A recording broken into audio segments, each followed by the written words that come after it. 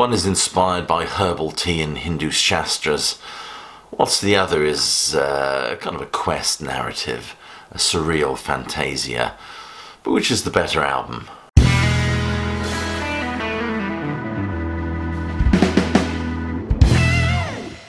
I think it's fair to say that both these epics contain moments of sublime musical passages amid all the meandering and muddle of it all.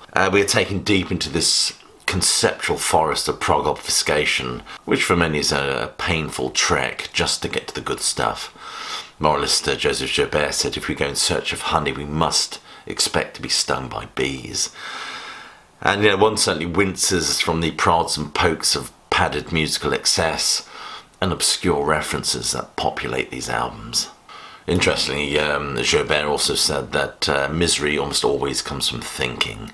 Now there's a pearl of wisdom for us. I'm perfectly aware of the adjectives that are thrown at these albums: bloated, over-considered, but I prefer ambitious, exploratory. I rather like ambling aimlessly amid the labyrinth that is 70s prog. The Lamb Lies Down on Broadway has been described as the Ulysses of progressive rock, and the narrative has numerous twists and turns in this, what I've described as a surreal fantasia.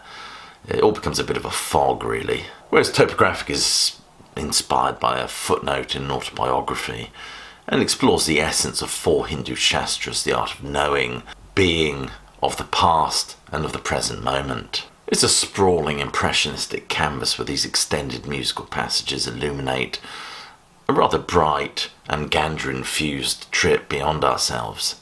Whereas the music is at times absolutely sublime on this album, however, I think on The Lamb there was a greater emphasis on melody. And let's be honest, we all like a good tune, I think. Even the more experimental stuff on sides 3 and 4, like The Waiting Room, I rather enjoy. As Rael goes in search of his brother, a concept I can certainly get behind. The Lamb, of course, is loosely based on John Bunyan's A Pilgrim's Progress. On the other hand, Topographic is more symphonic, I think, in its scope. This wonderful interplay between the instrumental passages is just absolutely remarkable. Although one has to admit the concept is equally as woolly. But there is no narrative. We can just lose ourselves and float on these waves and waves of sound. Whereas with The Lamb there is this pressure to try and understand what on earth is going on. Topographic is this vast ocean of sound, and it has to be said that in terms of 70s prog, many believe that this is kind of when the whole genre just goes to sea. The Greek philosopher Plato said that man is a being in search of meaning. And my word, in terms of The Lamb Lies Down on Broadway, that search for meaning becomes a rather arduous trudge, as the narrative seems to tie itself up in knots. It ties me up in knots anyway. And I wanted to consider these 2 albums, Topographic and The Lamb Lies Down on Broadway, as a kind of an album war, a prog slam, if you will. Both are dense affairs, and we have to listen and re-listen to extract those nuggets of prog wisdom, those eternal truths. One being perhaps that we should stop listening to this music and go and listen to the Ramones instead. These are ambitious works, there's no doubt about that, but many critics view The Lamb and Topographic as the bands biting off more than they could chew, perhaps straddled upon the petard of their own ambition and folly, maybe. There were certainly internal struggles to contend with within both groups at this juncture, and this maybe reflects itself at some point in the music. Interesting in terms of a sonic palette, I perhaps prefer Topographic Oceans. With The Lamb, I sometimes feel we just don't get enough Steve Hackett on it. Not enough guitar parts, or all seems a little bit subdued, personally. But The Lamb is full of beautifully executed songs, whereas Topographic, you have to dig fairly deep, I think, to get to the good bits. And many would argue the good bits of Topographic fall short of the albums that precede it. There's no doubt that The Lamb is more tightly packed, I think, than Topographic. Topographic is more sprawling, but it feels at times like an exhalation. You can just breathe and immerse yourself in this music. You can lose yourself in the space around and between the notes almost. Therein, I think, lies the majesty of the music that Yes created in 1973. The Lamb is more economical in many respects and holds the listener's attention. It's hookier than an angler's convention at times. The Musical Box have performed The Lamb Lies Down on Broadway in its entirety and it holds together very well as a live performance, as a musical suite, as a song cycle. But also encompasses a universal theme of searching. Tony Banks says Fly on the Windshield is the best single moment in all of Genesis, and what a number it is. Interestingly, Steve Hackett says of this track in his autobiography, Fly on a Windshield was influenced by the ramming speed scene in the film Ben-Hur, the march of death to accompany the suffering of 1 million ancient slaves. I wanted the guitar to sound like distant cries. And The Lamb provides us with a pretty damn good show as well. One has to wonder whether or not we'd be able to sit through the whole of Topographic Oceans in the same way. I mean, no disrespect to this wonderful album, there are some pretty tedious moments on it. I mean, for example, The Ancient and that endless percussion a bit later on. And many would argue there are not enough moments of brilliance on it. It kind of lacks a cohesiveness. Nevertheless, that lack of cohesiveness, I think, is part of the charm of this album. As I've said, it provides that space in which to just allow the listener to drift. And what is it all about? I mean, what is John Anderson's message here?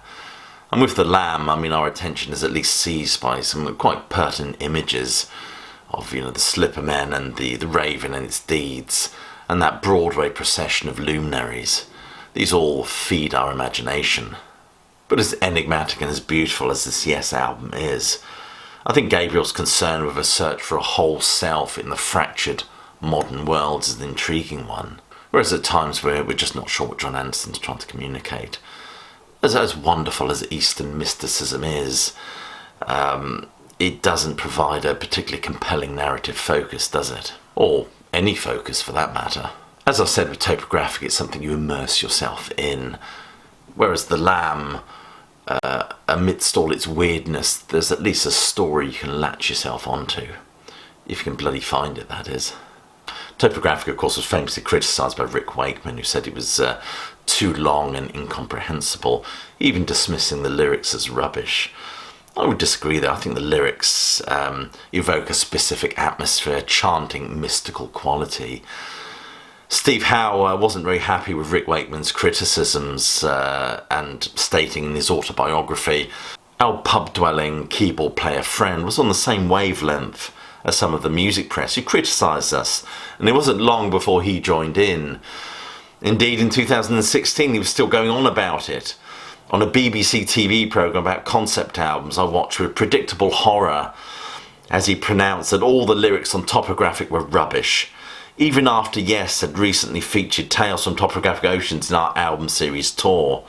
I love singing these songs of John Davison and Billy Sherwood, with enormous love and respect for every word and note of this epic, one-of-a-kind concept album, so love it or shut it.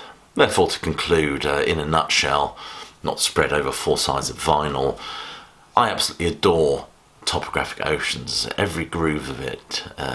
Topographic is my go-to Yes album. I don't really understand why that is. I mean, Close to the Edge I think is a better album, but for some reason I always, if I want to listen to classic Yes, Topographic is the album I put on.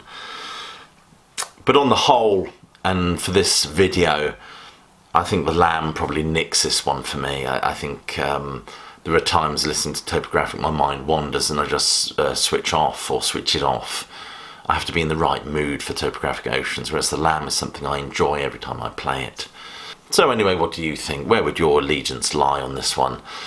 If you haven't done already, I please urge you to click like, subscribe, and do check that notification bell. That's the important part. And do check some of the links below this video for ways you can support the sterling work done at Classic Album Review. Anyway, I'll leave it there, and I'll leave you with my closing salvo, which, as you know, is hope you're well, staying safe, but more importantly, that you keep listening.